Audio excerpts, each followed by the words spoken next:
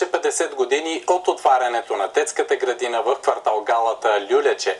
Участваха всички деца от Обединеното детско заведение.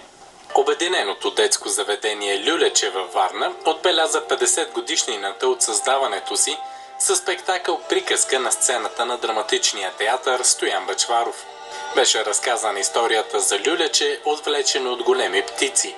Главните герои – добрият магьосник, изигран от актьора Свилен Стоянов, и Любознайко, момченце от детската градина, се срещат с различни герои в търсене на люлячето.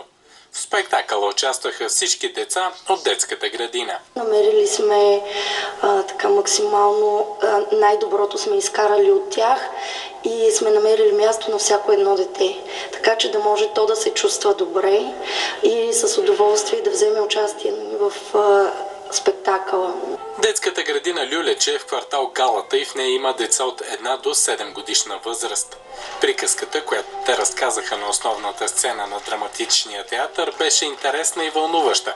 Усмивките им при всяко ръкопляскане на публиката, леко разсеяните им погледи, търсещи мама и татко в залата, трудно може да се опишат. Децата представиха в пълната зала една впечатляваща приказка с феерия и грациозност.